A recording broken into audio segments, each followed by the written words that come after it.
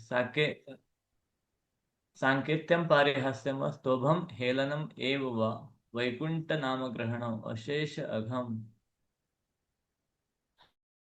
हरो हरम विदु। तो क्या बता रहे हैं कि चार चीज बताई गई है कि अगर कोई वैकुंठ नाम ग्रहणम, वैकुंठ ये भगवान का ही नाम है। तो भगवान का शायद पांचवें मनवंतर में, पांचवें या छठे मनवंतर में एक अवतार हुआ। तो वो अवतार का नाम ही है वैकुंठ, जिन्होंने इस ब्रह्मांड में एक वैकुंठ का निर्मित किया है, पहले नहीं था। हाँ, तो उनका नाम वैकुंठ है। तो वैकुंठ नाम ग्रहणम, अगर भगवान का, भगवान वैकुंठ का, भगवान नारायण का, कृष्ण का कोई नाम लेता है, अशेष अघम, उसके जो बचे हुए सारे जो पाप है, हरम विदुहु, तो पाप सभी पापों से दूर हो जाते, मतलब उसके सभी पाप दूर हो जाते हैं। और कौन व्यक्ति किसके पाप दूर हो जाते हैं, तो बहुत बताए गए चार प्रकार के व्यक्तियों के बारे में यहाँ पर उल्लेख है कि सांकेत्यम, अगर कोई संकेत पूर्वक भी भगवान का नाम लेता है, मान लीजिए वो भगवान का रेगुलरली नाम लेने वाला साधक, नाम जापक नहीं हो, खाली अगर बता देता है कोई, मान लीजिए मंदिर के बगल में रहता है, कोई आता है व्यक्ति और हरे कृष्ण मंदिर किधर है, हाँ हरे कृष्ण मंदिर इधर है, अगर ऐसा कोई बताता है। या मान लीजिए कोई ऑटो रिक्शा चला रहा है और वो स्टेशन से पिकअप करता है, चलो हरे कृष्ण मंदिर चलो, उधर हरे कृष्ण मंदिर लेकर आपको छोड़ देंगे। इस प्रकार अगर संकेत पूर्वक, उसका कोई जप करने का इरादा नहीं है, ना उसने माला लिया है, ना कोई मन में कभी ये भाव भी आया कि हमें जप करना चाहिए, लेकिन भाव कुभाव अनंत आलस, जिस प्रकार भी हो, अगर भगवान का वो नाम लेता है, हरे कृष्ण बोलता है या नारायण बोलता है, तो वो लगा है कि उसका भी सभी पाप नष्ट हो जाएगा। पारिहास्यम हुआ, अगर कोई हास्य, हास परिहास में भी भगवान का नाम लेता है। हाँ, तो आपने सुना होगा जगाई मदाई की जो लीला है, बहुत विस्तृत रूप से चैतन्य भागवत में वर्णित है। तो वहां पर ये बताया गया है कि जगाई माई पहले दिन नित्यानंद प्रभु जब जाते हैं जगाई मदाई को समझाने के लिए, उस वक्त तो भाग कर निकल आते हैं, वो सुनता नहीं और उनके ऊपर ही आक्रमण कर देता है। फिर रात को उनमें चर्चा होती थी, उसके पहले भी होती थी, क्योंकि चैतन्य महाप्रभु और नित्यानंद प्रभु जहाँ पर संकीर्तन कर रहे थे, उसके बगल में ही कुछ उनका पड़ाव था। तो वो कभी कभी रात में वो चर्चा करते थे, जगाई और मदाई आपस में चर्चा चलता था। अरे आपने सुना है वो निमाई नाम का कोई लड़का है, बहुत अच्छा दिखता है, बहुत बड़ा पंडित है, और ये लोग रात भर ऐसा गुनगुनाते रहते, और ये खाली चर्चा करते थे जगाई मादाई उनके बारे में, और कुछ उपहास करते थे, चर्चा करते थे हास परिहास में। वो हरे कृष्णा करते रहते, वो नित्यानंद और वो निमाई और निताई। तो खाली ये इसकी चर्चा करने से और उनके बारे में सोचने से उनका क्या हो गया, हृदय का शुद्धि हो गया, उनके सारे पाप नष्ट हो गए। सांकेत्यम पारिहास्यम स्तोभम, अगर कोई गीत में भी बोलते बोलते, अगर कोई भगवान का नाम लेता है, गाते गाते, जैसे आजकल कई सारे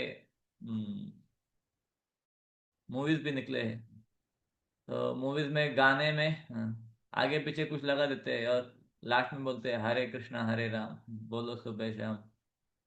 तो इस प्रकार भी वो अगर हरे कृष्ण महामंत्र बोलते हैं, उनका तो कोई इरादा है नहीं, लेकिन एक उनको अच्छा, एक काइंड ऑफ फिलर गाने में यूज करने के लिए वो हरे कृष्णा हरे राम बोल रहे हैं, लेकिन ऐसे बोलने से भी उनके सभी पाप नष्ट हो जाएंगे। और हेलनम ये हुआ, ये बाकी तो ठीक है, कोई श्रद्धा नहीं होगी, लेकिन कम से कम भक्तों के प्रति द्वेष, भगवान के प्रति द्वेष की भावना तो नहीं है। लेकिन यहाँ तक बताया गया है कि अगर कोई द्वेष के भाव के सहित, हेलनम, हेलनम मतलब क्या बोला गया है? उपेक्षा से, उपेक्षा से भी, अरे क्या लगा रखा है, हरे हरे हरे कृष्णा हरे कृष्णा, सुबह सुबह उठ जाते हैं और चालू कर देते हैं हरे कृष्णा, क्या है हरे कृष्णा। अगर कोई डांटते डांटते भी अगर भगवान का नाम लेता है, उसका भी पूरा कल्याण होगा, सभी पाप नष्ट हो जाएंगे।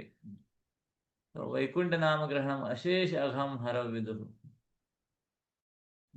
तो शुक्देव को उस समय आगे बताते हैं, पतितः स्खलितो भग्नः,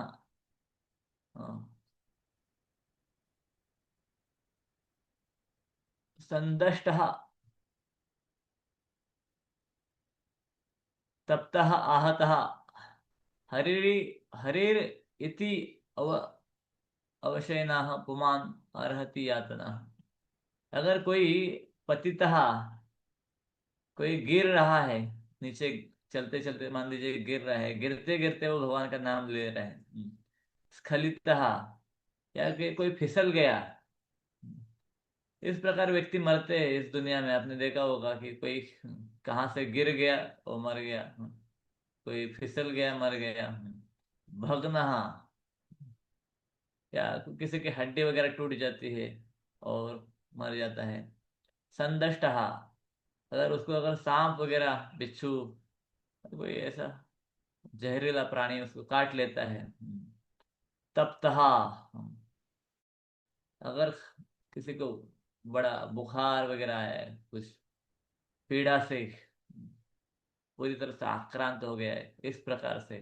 तप्तः, आहतः, अगर उसको चोट वगैरह आ गई है।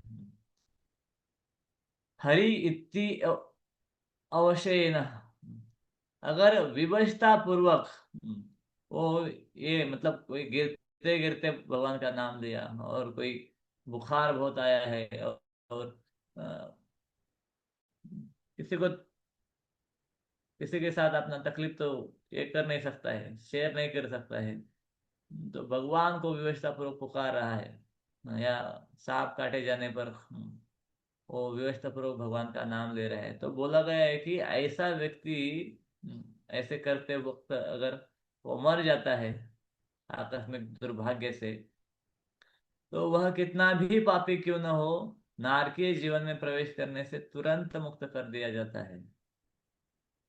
तो उसको कभी भी, भले कितना भी पाप किया हो, लेकिन विवशता में अगर उसने भगवान का नाम लिया है, तो वो कभी नरक में प्रवेश नहीं करेगा।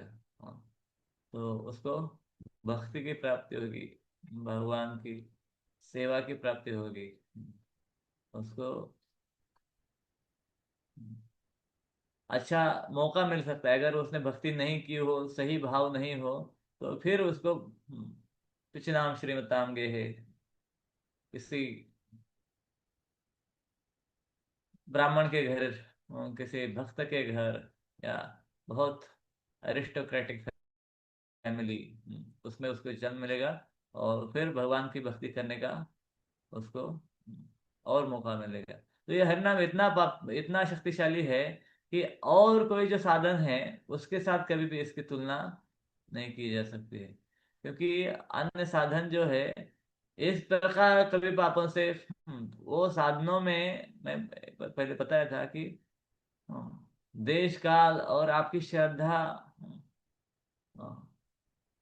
इसका भी वो अपेक्षा रखते हैं।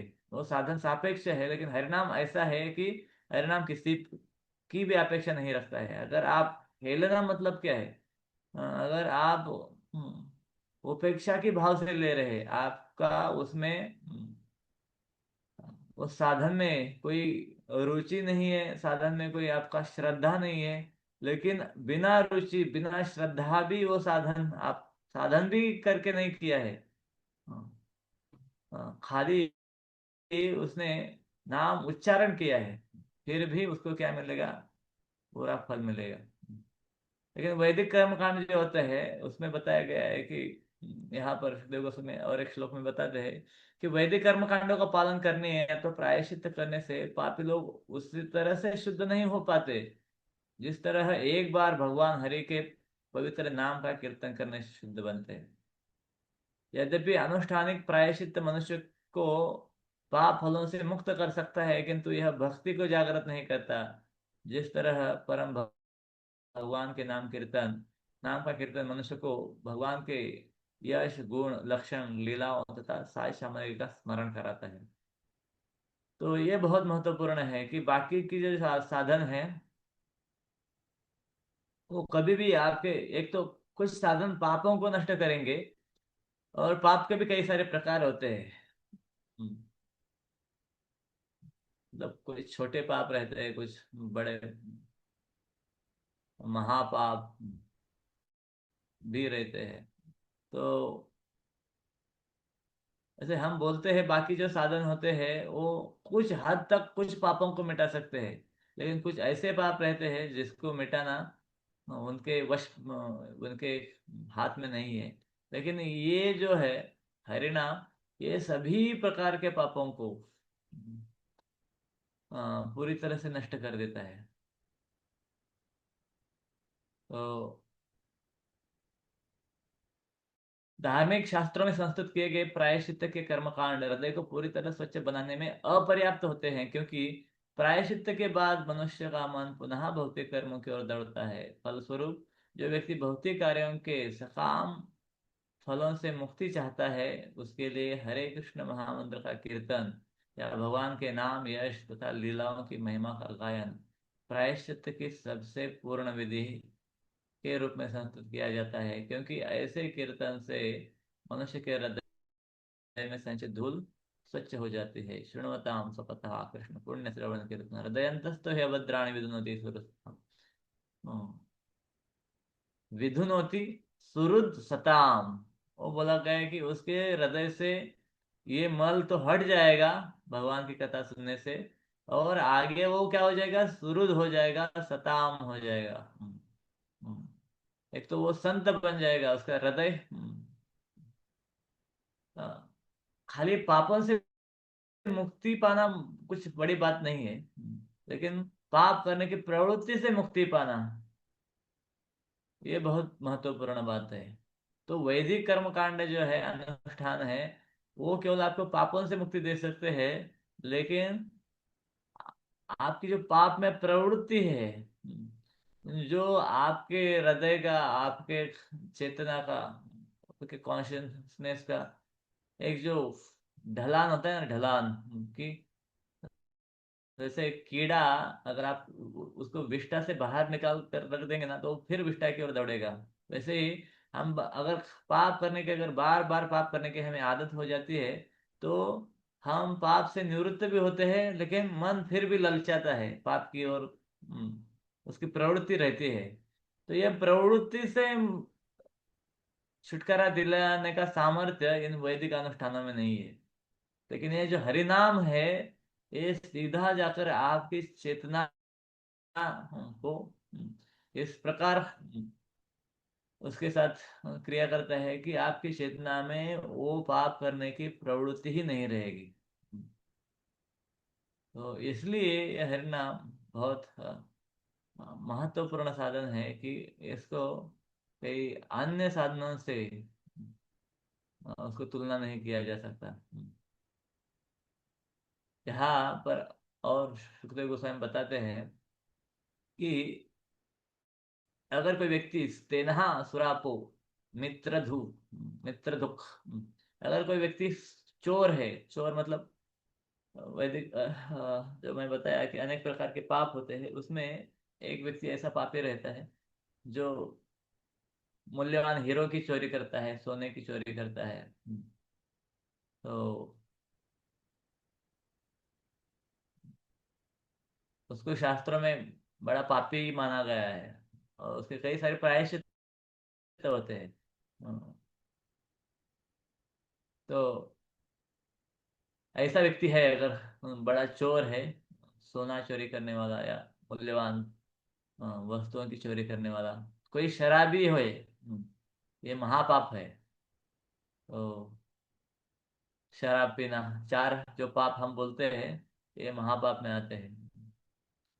और मित, मित्र दुख, दुख मतलब अपने मित्र का विश्वासघात करने वाला। शास्त्र में ऐसा बताया गया है कि अलग अलग पापों के अलग अलग प्रायश्चित होते हैं, लेकिन कोई व्यक्ति अगर विश्वासघात करता है अपने मित्र के साथ, उसका कोई प्रायश्चित है नहीं।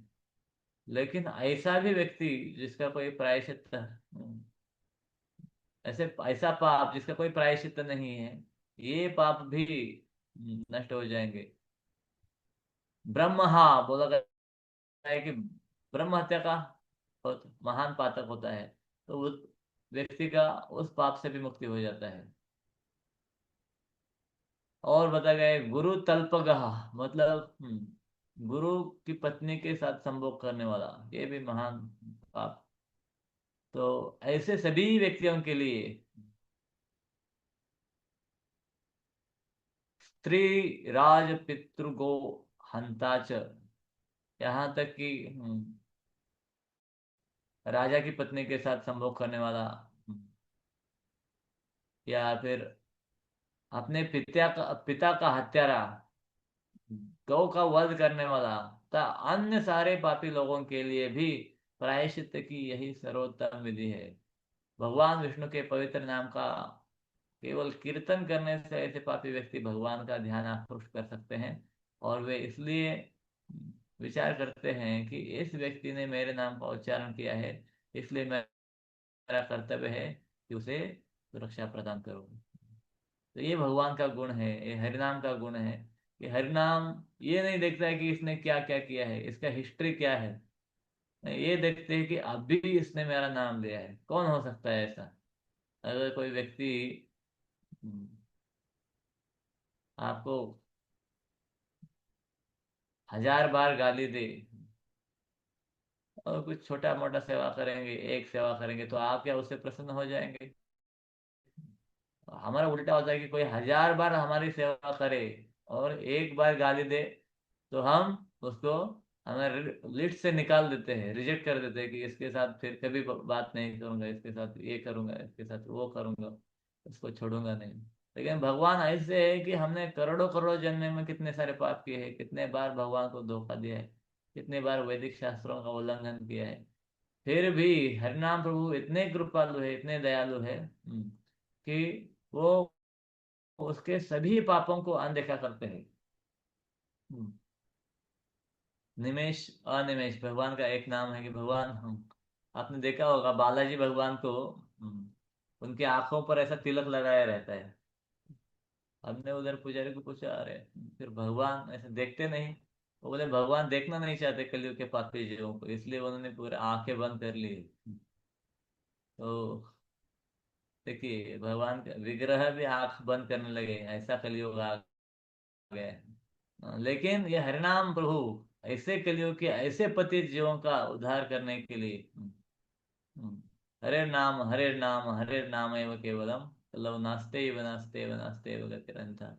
इस प्रकार से हरि नाम हमारे पाप नष्ट करने के लिए आगे दौड़ रहे हैं, दहाड़ रहे हैं। पापी जहां जहां पर जा रहे हैं वहां वहां पर भगवान अपनी योजना से भक्तों को पहुंचा रहे हैं। और इस प्रकार हम्म, हर नाम की गर्जना सुनकर, जैसे बोला जाता है कि किसी जंगल में पशु पंछी आराम से खेलते रहते हैं, कुछ खाते पीते रहते हैं, लेकिन जब वो सिंह की गर्जना सुनते हैं तब सब लोग इधर उधर भाग जाते हैं। उसी प्रकार ये पाप हमारे शरीर के अंदर खेल रहे हैं, फल फूल रहे हैं, बहुत दिनों से वास्तव्य कर रहे हैं, लेकिन जब हरि नाम की गर्जना सुनते हैं, हरे कृष्ण कृष्ण कृष्ण हरे हरे, हरे राम राम राम हरे हरे, तो वो घबरा जाते हैं, कहाँ से शेर आ गया, वो सभी शरीर छोड़कर भाग जाते हैं। तो ऐसी शक्ति है श्री हरिनाम प्रभु में। नामनो ही यावत नामनो ही यावती शक्ति पाप निर्हरण हरे, तावत कर तुम न शक्नोति पातकम पातकी नर। कोई पातकों में हाँ, हाँ, एकदम नामी पातकी होगा, पाप करने में एकदम सर्वश्रेष्ठ प्रसिद्ध चतुर, कोई भी पाप उसने छोड़ा नहीं, ऐसा पातकी है। ऐसा पातकियों में श्रेष्ठ पातकी भी जितना पाप नहीं कर सकता है, उतना पाप केवल भगवान हरि का एक नाम लेने से नष्ट हो जाता है। बृहद विष्णु पुराण में बताया गया है। तो ये हरि नाम की महिमा है।